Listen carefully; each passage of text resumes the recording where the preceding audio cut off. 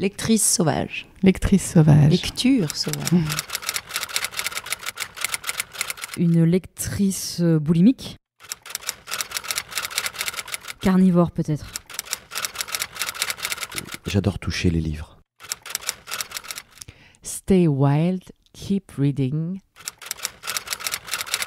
Le podcast qui donne envie de lire. Animé par Sylvia Mine et produit par Reading Wild.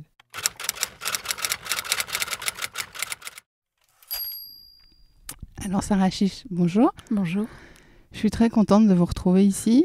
J'ai choisi ce lieu, ce cinéma de Saint-Germain-des-Prés, cinéma du Silencio. Je pense que dans ce moment un peu particulier qu'on vit tous, je ne sais pas ce que ça vous évoque, comment vous le ressentez, mais cette salle vide, on a la chance, nous, de se retrouver pour se parler, mais c'est vraiment un moment un peu étrange. C'est une salle vide, pleine de ses absents et remplie de tous ces films merveilleux qui attendent qu'on puisse les voir, mais que nous ne verrons pas pour le moment. Alors nous, on se retrouve aujourd'hui pour parler de vos lectures. Vous êtes écrivain, auteur, psychanalyste. C'est toujours un regard intéressant, je pense, dans votre écriture.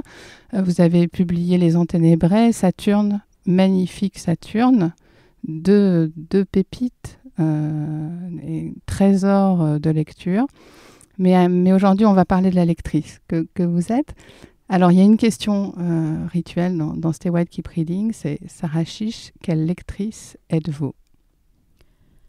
Assez compulsive et obsessionnelle, c'est-à-dire que j'ai des séquences dans la vie au cours desquelles je vais m'intéresser absolument à une thématique et essayer de façon exhaustive de lire le plus de choses possible qui s'y rapportent. Ce que je constate, c'est que depuis que je publie des livres, beaucoup de mes lectures sont très corrélées aux livres à venir, à ceux qui se préparent. Ce qui n'était pas du tout le cas quand j'étais enfant et adolescente. Certes, très tôt, j'ai voulu écrire, je dirais vers 10 ans, oui. Mais néanmoins, c'était absolument décorrélé. C'était des errances libres. Souvent, ce qui m'arrivait quand j'étais ado, c'est que les week-ends où je m'ennuyais à périr à la campagne, eh bien, il y avait beaucoup de livres. C'était les livres des adultes, soit les livres de mon père, disparu, mais il restait ses livres, soit les livres de ma mère ou bien les livres de ma grand-mère. Et je voyais bien que ce n'étaient pas du tout les mêmes, que chaque personne avait des univers extrêmement différents. Donc c'était peut-être aussi une manière de percer les énigmes familiales en partant à la découverte des livres qu'ils aimaient, qui les constituaient. Et puis c'était aussi progressivement une façon de s'affranchir justement de tout ça, de cet univers pour partir dans d'autres mondes. Vous parliez d'univers différents, de l'absence de votre papa, qui évoquait magnifiquement évidemment dans Saturne. C'était quoi son univers justement ? Comment vous êtes entré dedans ? C'est quoi ses premiers livres ? Alors lui aimait beaucoup je crois qu'un de ses livres cultes, c'était Le Quatuor d'Alexandrie, de Laurence Durel. Livre que j'ai regardé première fois enfant, mais évidemment, je n'y comprenais rien. Il y avait juste ces évocations de l'Égypte, ces paysages ensablés, ces mondes mélancoliques. C'était très beau, mais je n'y comprenais pas grand-chose. C'est beaucoup plus tard que j'y suis revenue. Il aimait Kafka aussi, énormément. Il aimait le théâtre, il aimait Strindberg. Il aimait les auteurs, il aimait une certaine noirceur, une certaine profondeur. Il aimait beaucoup Romain Gary, Joseph Kessel aussi. Voilà, donc tout ça, c'était des livres, vous voyez, comme des petits chemins dans la nuit et avec des noms d'auteurs dont j'ignorais tout, mais progressivement que j'ai arpenté. C'était comme des trésors pour vous ? Ah oui, c'était des trésors. C'était, vous voyez, la malle qu'on ouvre, c'était inépuisable. C'était creuser toujours plus profondément dans des mondes, dans des galaxies, partir à la découverte de choses que je connaissais absolument pas. Je me souviens quand j'ai lu La Métamorphose de Kafka, moi c'était absolument dingue, c'était absolument inouï. d'une certaine façon, de retrouver tous les désarrois de l'adolescence, les impressions d'étrangeté, le sentiment de se sentir un insecte, un cloporte, d'être étranger en sa propre maison. Voilà quelqu'un qui le disait de façon merveilleusement métaphorique, avec une férocité et une drôlerie inégalées. C'était fantastique. Vous parliez de l'envie d'écrire et même de l'écriture dès l'âge de 9-10 ans. Oui, parce que j'étais fille unique. J'ai une petite sœur, une demi-sœur, mais c'est arrivé quand j'avais 12 ans et demi. Et pendant longtemps, il y a eu le sentiment d'être absolument tout à fait seule. Donc les livres étaient des compagnons de solitude. Et puis, au fond, très vite, il y a eu un pacte d'écriture qui s'est noué. On m'a raconté, quand j'étais petite, que les derniers jours de sa vie, mon père ne pouvait plus communiquer. Et donc, on lui avait laissé une ardoise à disposition sur laquelle il écrivait quelques phrases. Et vous savez, pour tenir debout, on se raconte les fictions qu'on peut. Et assez tôt, je me suis raconté que, puisqu'il aimait les livres, puisqu'il aimait écrire, même s'il écrivait pour lui-même ou alors des lettres d'amour à ma mère, eh bien, à son ultime geste d'écriture, j'allais tenter de répondre par l'écriture.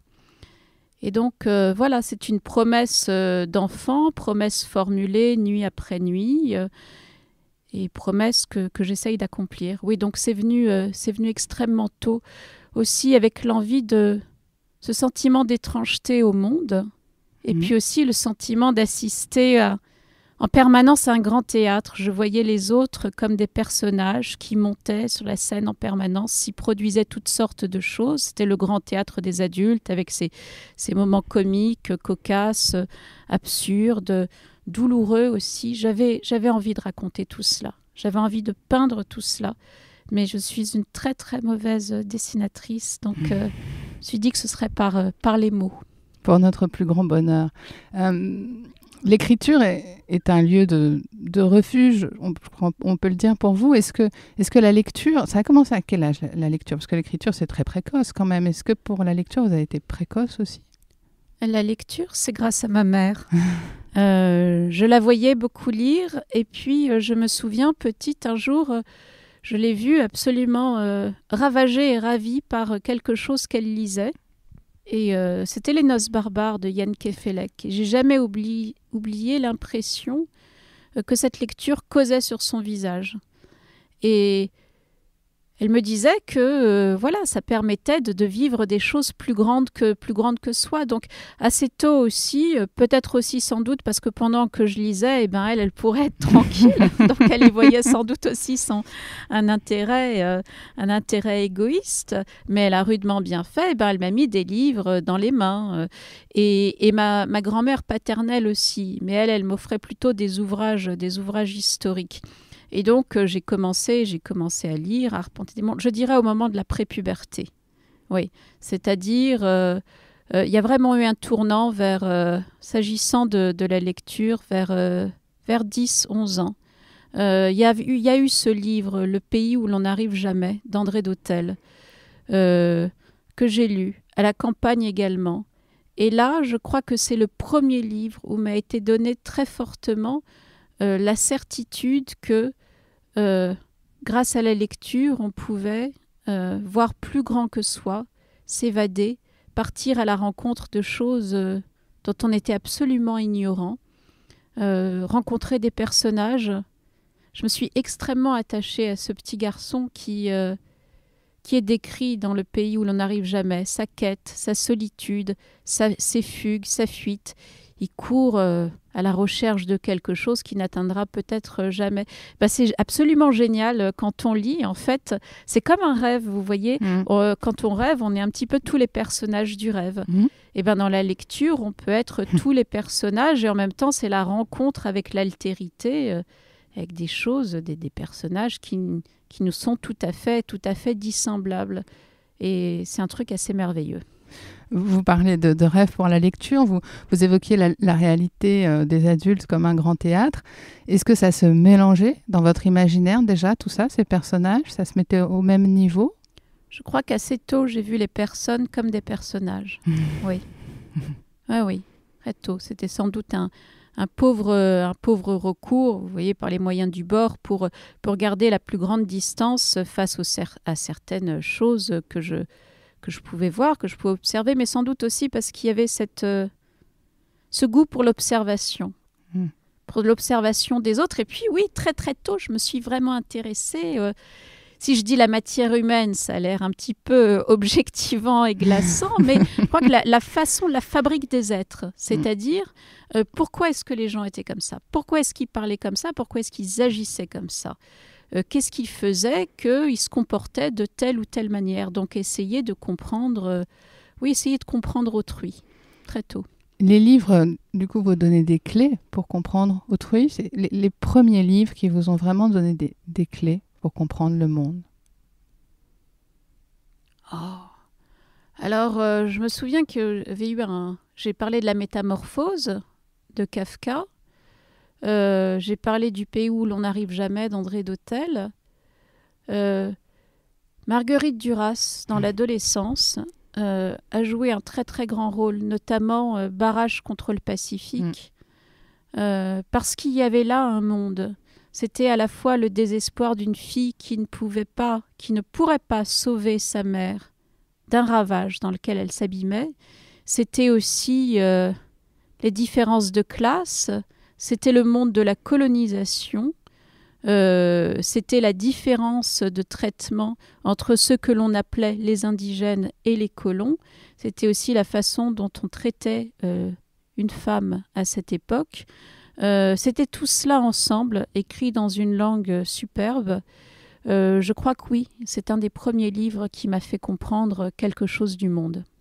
Un barrage contre le Pacifique, vous le découvrez comment? Vous allez chercher dans la bibliothèque de votre maman? Non, alors là, pour le coup, c'est complètement étranger. C'est-à-dire que, comme je m'ennuyais pas mal et que j'étais pas très populaire quand j'étais ado, je passais beaucoup de temps à la librairie. Il y avait notamment, du côté du boulevard Saint-Germain, la librairie Julliard, près du métro Solferino. Et j'y ai passé énormément de temps. Et c'est là-bas que j'ai découvert Marguerite Duras. Et donc, j'ai commencé à lire ces livres les uns après les autres.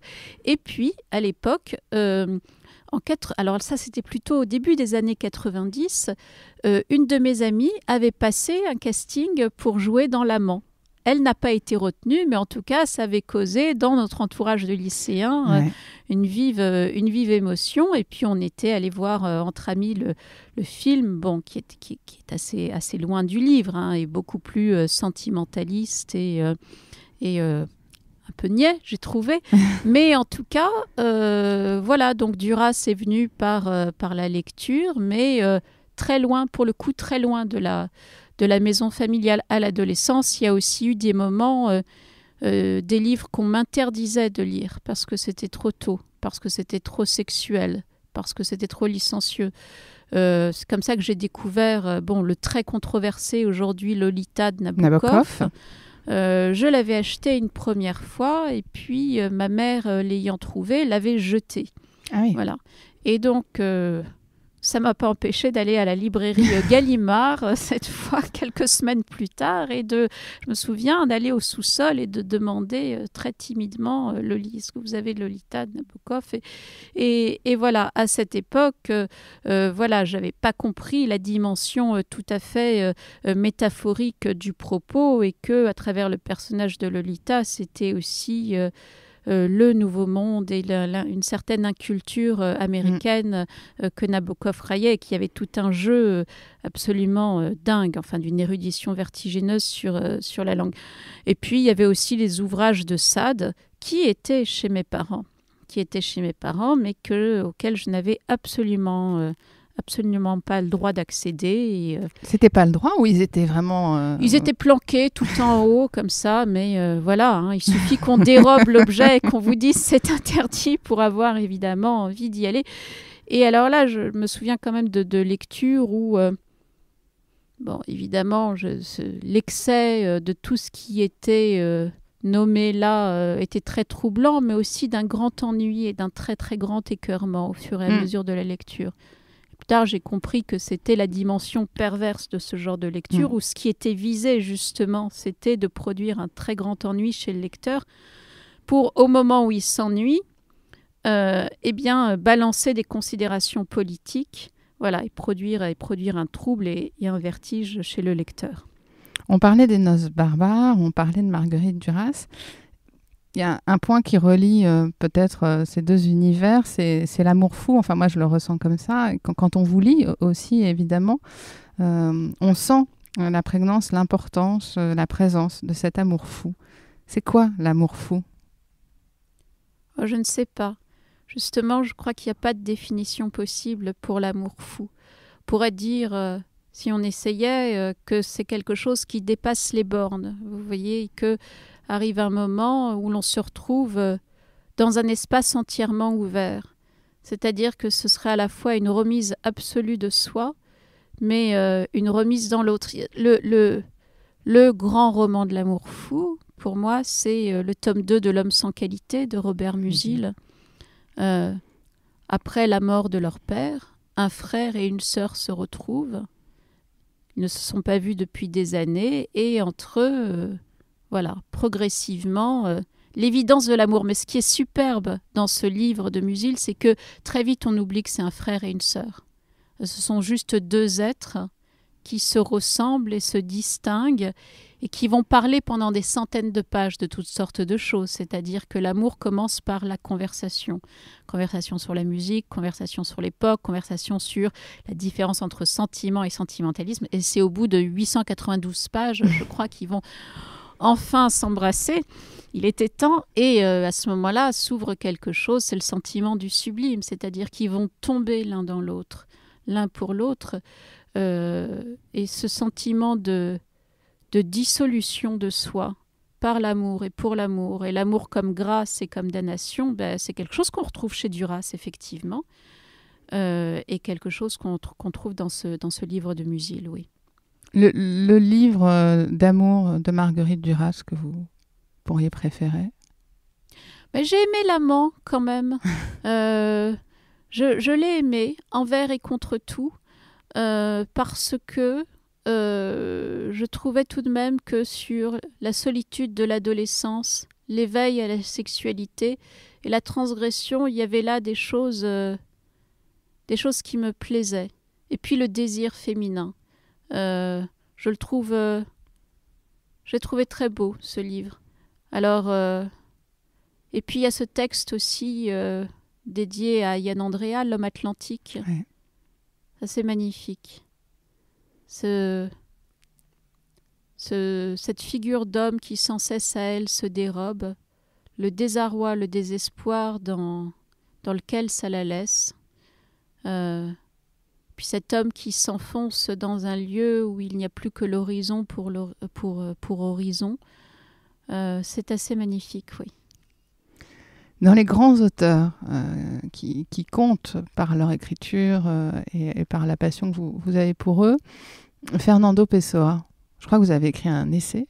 Oui, j'ai écrit un petit essai en 2013 aux éditions Cécile Défaux qui s'appelle « Personne ». C'est sur Fernando Pessoa et la mélancolie. C'est assez drôle d'ailleurs parce que auparavant j'avais écrit deux livres, 2 romans, L'inachevé et l'emprise, mais je les aime plus du tout, je les trouve très médiocres, très faibles sur le plan littéraire. Oui. Et pour moi, mon travail d'écriture a véritablement commencé avec cet essai sur la mélancolie, dans lequel il y avait probablement déjà des traces, des esquisses de ce que l'on trouverait dans Saturne. Quand j'ai rencontré Fernando Pessoa, une première fois par le biais du livre de l'intranquillité, j'avais la vingtaine. Et je l'ai retrouvé ensuite 10 ans plus tard. Je devais avoir, 32 ans. Et donc après bien des deuils, après la maladie, après beaucoup de choses. Et bien évidemment, la première rencontre, quand j'étais jeune femme, avait été tout à fait fulgurante. Et puis je l'avais laissée de côté, comme quand on ne veut pas toucher à quelque chose qui est si grand que l'on sait que ça peut brûler ou glacer. C'est-à-dire que c'est un gouffre sans fin et un gouffre sans fond, Pessoa. C'est-à-dire que plus on s'abîme dans la lecture des déambulations dans la ville rêvée, dans la ville de Lisbonne, plus on regarde le gouffre qu'il y a en cet homme, plus ce gouffre regarde en nous. Poème en prose, méditation métaphysique, songe sur l'empire perdu, deuil de l'enfance aussi. Ce qui est génial, c'est que Pessoa, enfin Bernardo Soares, le semi-hétéronyme de Fernando Pessoa, arrive à parler de ses parents, mais de façon tout à fait déguisée, avec d'autres formes de deuil, c'est-à-dire que le narrateur n'avait pas vécu exactement les mêmes choses que ce que Pessoa a vécu, et pourtant il y a des similitudes aussi. Pour moi c'est quelque chose, pour moi c'est un livre qui a immensément compté et qui continue à compter, et que c'est véritablement le livre de chevet qui est posé à côté du lit et auquel on revient toujours. Et même quand on ne le regarde pas, il continue à regarder en nous d'une certaine façon. Et quand je vous écoute, j'entends que les livres qui comptent pour vous personnellement sont totalement liés évidemment aussi à votre écriture, à votre recherche dans l'écriture. Oui, je crois, oui. Oui, je ne pourrais pas dire autrement que oui, bien sûr, bien sûr. Est-ce que c'est deux personnes différentes ? Sarah la personne et Sarah qui écrit, ou bien Sarah qui lit et Sarah qui écrit par rapport aux auteurs. Une bonne question. Non, je crois que c'est la même. Mais je crois que c'est la même, mais que c'est toujours... Quand je lis, en fait c'est ça, oui. Quand je lis et quand j'écris, je redeviens toujours un enfant. Mais je ne suis pas sûre d'être une petite fille à ce moment-là. Je suis un enfant qui n'a pas, ni garçon ni fille, juste un petit être très curieux, très silencieux et qui creuse, qui cherche. Et l'écriture et la lecture me rendent toujours à cela. Donc il y a une vulnérabilité totale, mais c'est une vulnérabilité que j'aime. Vous lisez où ? Souvent, alors soit sur le canapé, allongé, ou alors dans mon lit. Et puis parfois, au boulot, dans les pauses, dans mon fauteuil. Mais je crois que ce que je préfère tout de même, c'est lire allongé. Comme si l'acte même de lecture allait plonger dans des rêveries si intenses ou dans des réflexions si fortes qu'il fallait se coucher. Pour que, à la fois, les mondes dont il est question dans chaque livre puissent se déployer dans la pièce, et en même temps, parce qu'il y a un tel abandon qu'à un moment donné, le corps lâche. Il m'arrive souvent de m'endormir en lisant. Vous avez besoin d'être seule dans la pièce pour lire ? Je peux... Vous savez, naguère, il existait un lieu absolument génial, ça s'appelait le café. Ouais. Voilà, et on pouvait y aller, c'était vachement bien. Et on pouvait même y rester de longues heures et pour bouquiner. Et ça aussi, alors ce que j'aime, c'est lire entouré de beaucoup de bruit, de beaucoup de rumeurs, celle du café. Et de temps en temps, comme ça, la lecture de tel ou tel livre est trouée par les voix des serveurs, les voix des clients. Ça, ce sont des bruits, des tumultes que j'aime beaucoup. Vous voyez, j'en parle là avec une nostalgie terrible. Et encore de la frustration, on espère quand même que ça va revenir. Je peux vous dire que le jour où ça revient, je serai là avec le livre du moment pour en profiter. Et puis sinon, oui, c'est dans une chambre, la mienne ou à l'hôtel, quand je suis amenée à voyager. Et à ce moment-là, absolument seule. Je ne peux pas lire avec l'homme que j'aime non loin de moi. C'est pas possible. C'était la question. Ouais. Je crois que sa présence fait obstacle à la concentration absolument nécessaire et au besoin de solitude. Vous parliez du livre du moment. Justement, le livre du moment, pour vous, ça mêle, j'imagine, des grands classiques, des livres qui sortent de manière contemporaine à votre existence. Comment se fait ce mélange ? Parce qu'on n'a jamais assez de temps pour lire. Donc, comment vous vous vous arrangez avec ça, avec tous ces livres à lire? Je m'arrange assez mal parce que j'ai envie de tout lire. Et puis, bien évidemment, c'est un échec, c'est le ratage. Je trouve important, cependant, de pouvoir lire ses contemporains. C'est-à-dire que là, la rentrée littéraire, lire les autres, voir ce qu'ils avaient fait également, c'est une question d'éthique. Bon, c'est une question de plaisir aussi parce que voilà, il y a eu pas mal de livres assez merveilleux à cette rentrée. Certains dont on a beaucoup parlé et puis d'autres, malheureusement, dont on a très peu parlé et c'est bien dommage. Donc, je vole des heures à la nuit souvent pour pouvoir lire les livres du moment. C'est-à-dire que du coup, ça m'oblige à me coucher un peu tard parce que sinon, avec mon travail de clinicienne et puis voilà la vie de famille, et bien sinon on n'a pas le temps. Plus les livres, vous parliez de votre travail de clinicienne, j'imagine qu'il y a des ouvrages aussi de recherche.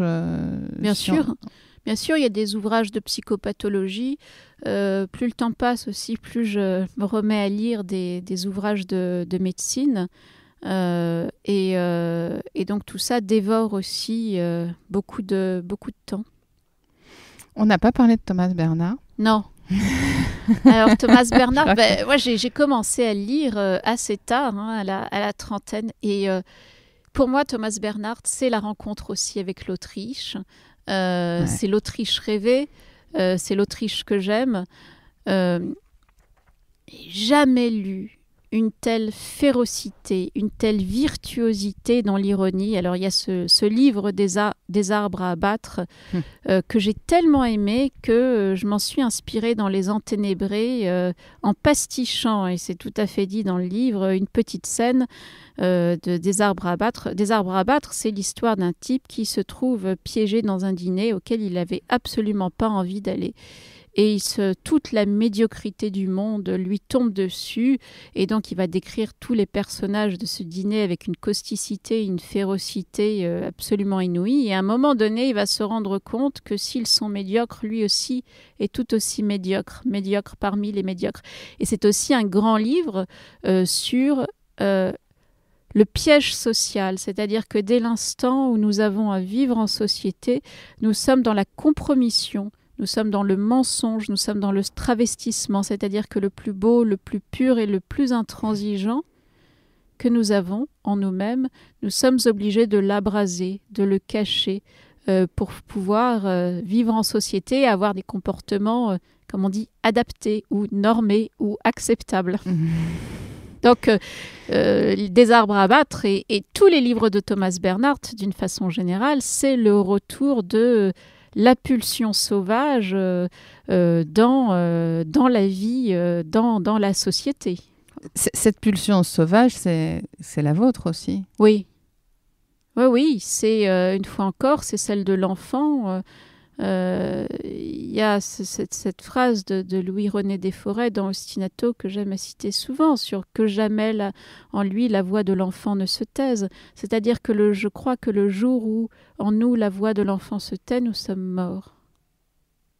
C'est-à-dire on est foutus. On est foutus, on a abdiqué. On a laissé quelque chose de ses idéaux, quelque chose de ses rêves. On devient des moutons, des êtres dociles. Je crois qu'il y a quelque chose qui me blesse énormément, c'est le fade, le terne, que ce soit dans la vie ou en littérature. Je n'aime pas les livres fades, je n'aime pas les livres ternes.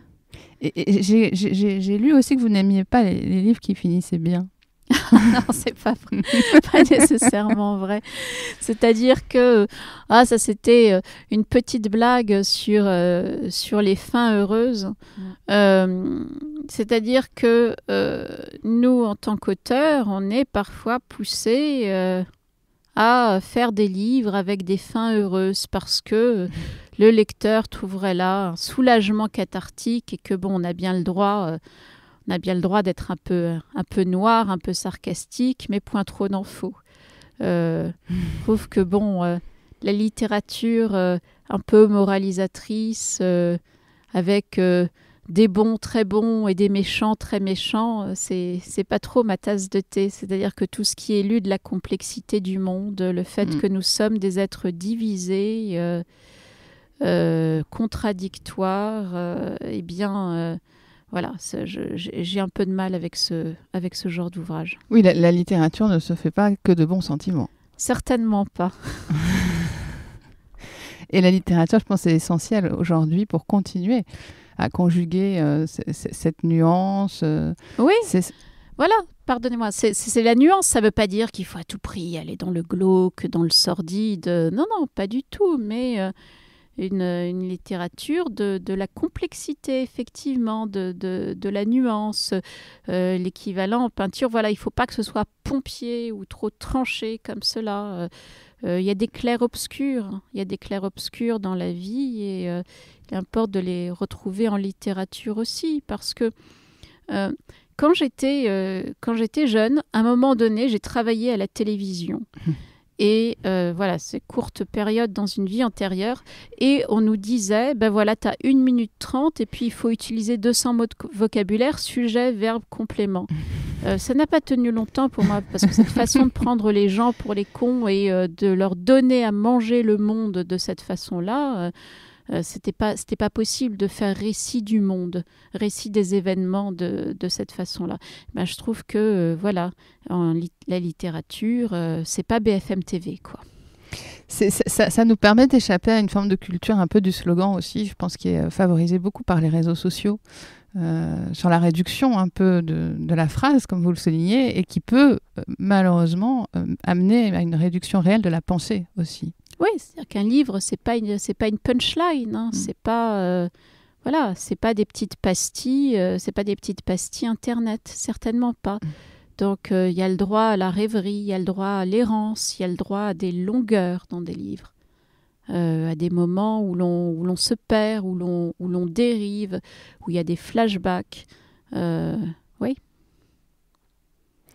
Quand vous écrivez, c'est le temps de l'écriture. C'est sur plusieurs mois, évidemment. C'est combien de temps vous consacrez à l'écriture d'un livre? Combien de brouillons? Combien de réécritures? Énormément de brouillons, énormément de réécritures. Je suis très, très inhibée. Déjà, il y a toute une phase où je me dis qu'il sera impossible de toute façon d'émuler des modèles, des idéaux. On a parlé de Pessoa, on a parlé de Bernhardt, ou de Marguerite Duras, ou Beckett, ou Blanchot, voilà. Et que donc, ou Kafka, ou Coetzee, enfin, ou Elfried Jelinek, tous ces gens-là qui ont déjà tout écrit, voilà, ça, à la fois c'est splendide, mais en même temps c'est ravageant, et donc on se dit qu'on sera qu'un pauvre petit pantin à côté de ça. Et donc, autant mieux vaut ne pas écrire. Et puis, à un moment donné, on se dit, ben, on y va quand même. Et à partir de là, ben oui, il y a beaucoup de travail de recherche, donc préliminaire, la rédaction d'un plan, de plans très précis. Et puis ensuite, oui, ça ne va jamais venir d'une traite comme cela. C'est-à-dire que j'écris, je désécris, je réécris, je couds, je recouds, je rapièce, et comme cela sans arrêt.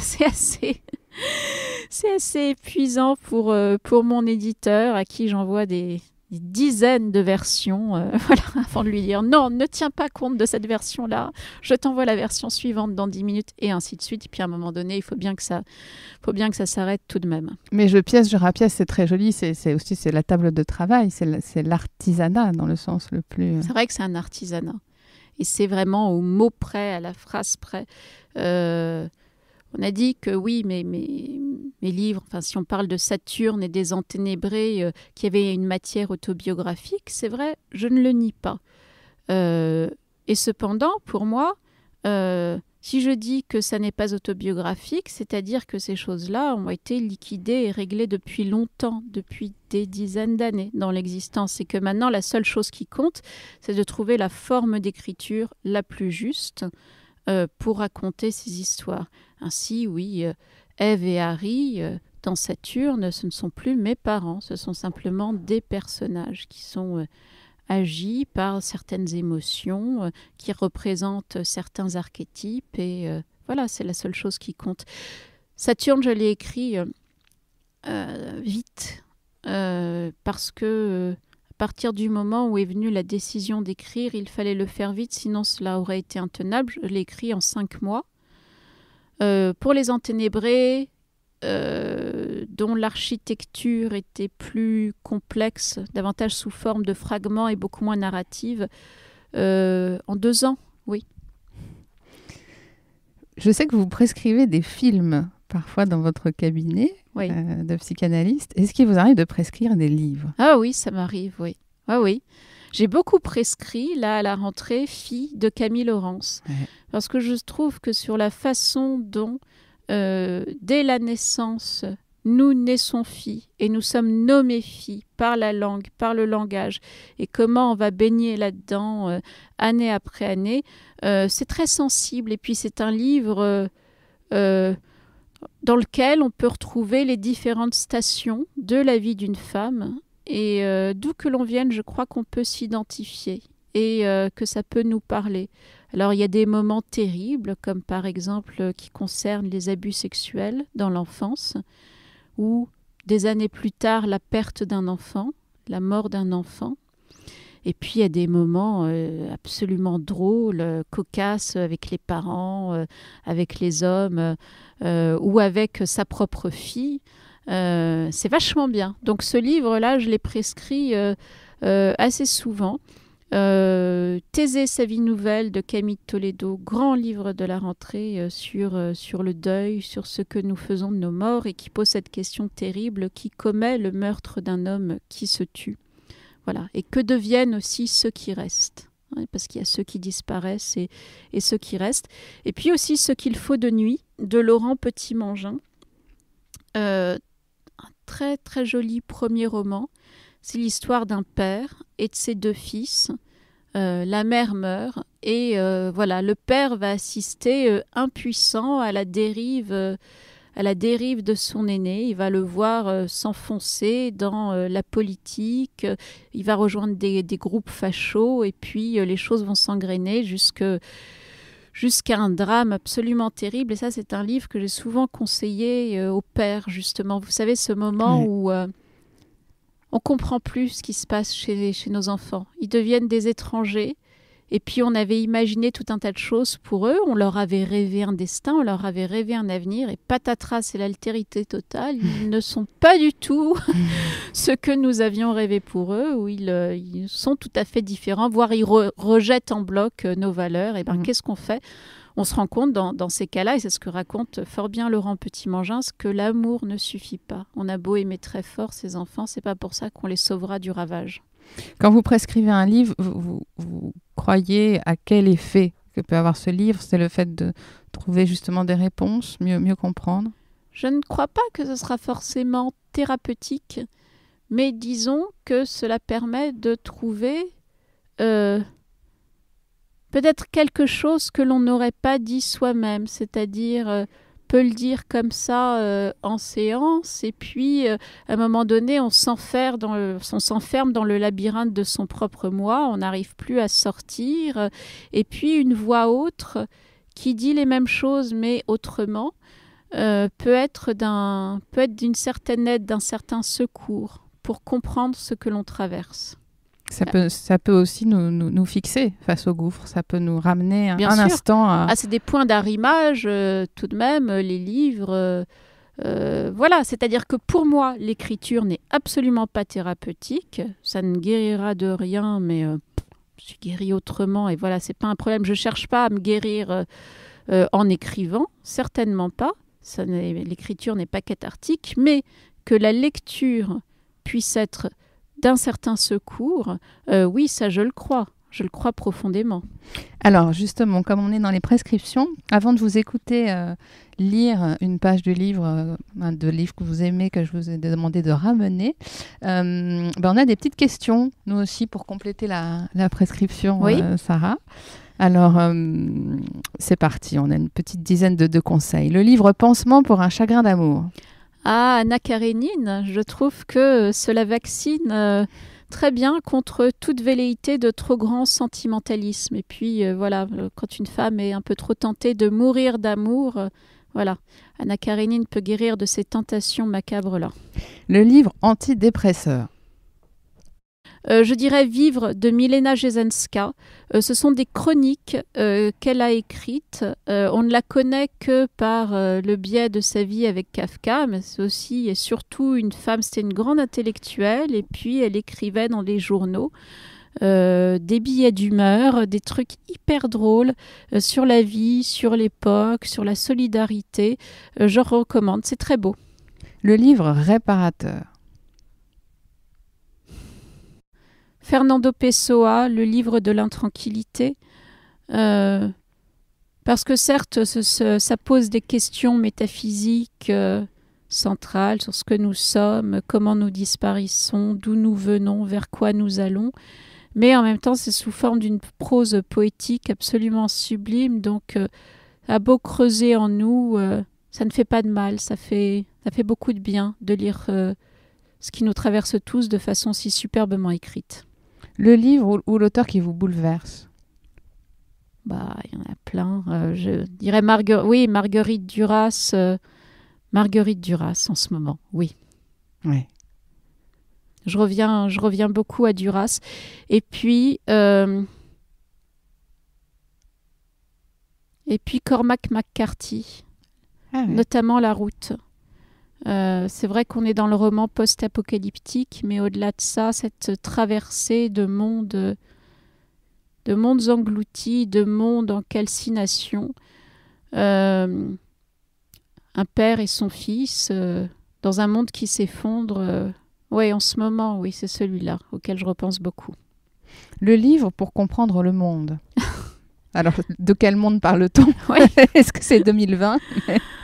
Eh bien, il y a le livre d'un individu qui m'est assez proche et qui s'appelle Pierre-Henri Castel et qui a écrit un formidable essai qui s'appelle Le mal qui vient, sur le mal contemporain et les différentes formes de bien que nous pouvons peut-être essayer d'opposer face aux maux de notre temps ou pas. Le livre pour amuser la libido. Il y a un roman d'une personne qui s'appelle Chloé Safi, qui s'appelle À fleur de chair et qui va sortir bientôt en mars 2021. Je crois c'est assez dingue. C'est une histoire terriblement érotique entre un homme et une femme. On pourrait croire que c'est une histoire de soumission, mais en fait pas du tout. C'est aussi un roman d'amour, c'est un roman sur la jalousie entre femmes, un roman aussi sur l'amitié. Et puis il y a des scènes sexuelles très belles et très excitantes. Et pour finir, le bijou méconnu que vous pourriez avoir envie de partager avec nous aujourd'hui. Ça va être votre lecture. Oui, c'est Léo Strins, L'Empire et l'absence. C'est un roman qui est sorti à la rentrée et dont on n'a absolument pas parlé. Et pourtant, c'est une... Alors, amateur de dystopie, n'est-ce pas ? Il y a aussi L'Empire et l'absence. C'est absolument génial. Ça se passe dans un futur très très proche de nous. Dans une ville où les habitants ont adhéré à un feuilleton, c'est-à-dire que toute leur vie est filmée, montée, aiguillée, mise en forme pour la télévision, pour le bon plaisir d'un énigmatique personnage qu'on appelle le roi. C'est superbe. C'est super. Ça donne... Et c'est vrai que c'est fou, on en parlait tout à l'heure, mais on en a très très peu parlé de ce livre. Et quand je vous écoute... Pourtant, c'est tellement actuel. Mais sur oui. Ce qu'on est en train de vivre, la société de surveillance, les violences policières, le fait d'être muselé, la plus grande des solitudes à laquelle nous sommes confrontés chacun dans nos appartements du fait de ce semi-confinement qui ne dit pas son nom et qui ne finit pas de s'étirer, c'est absolument génial. Alors on vous écoute.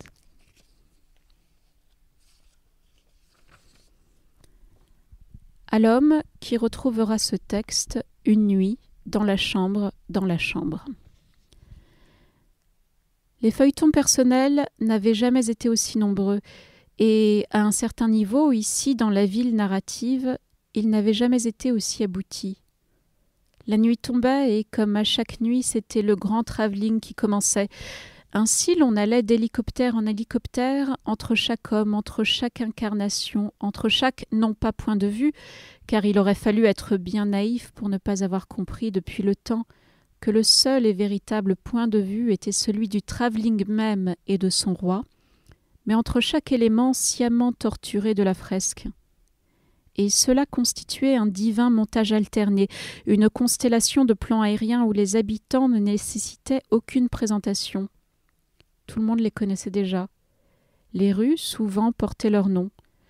De ce fait, pour beaucoup, la tentation était trop forte. Pour beaucoup, la ville se résumait à cet instant précis au cœur de la nuit, lorsque l'ivresse et la fatigue réunies s'accordaient pour mieux suggérer à l'oreille du voyageur hébété qu'il laissa derrière lui toute identité et mieux abandonna au bras de l'obscurité le secret le plus fondateur de sa vie.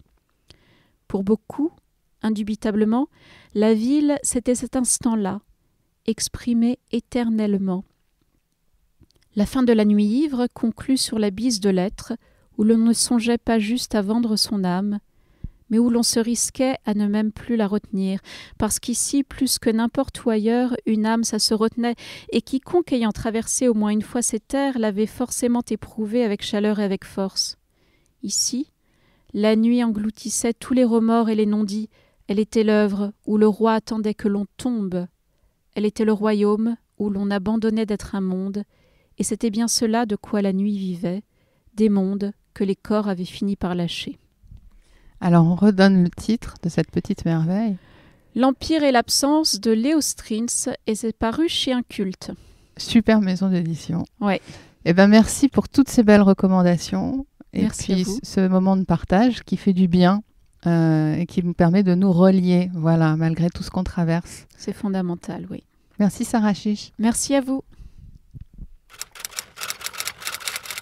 Stay wild, keep reading. Le podcast qui donne envie de lire. Animé par Sylvia Mine et produit par Reading Wild.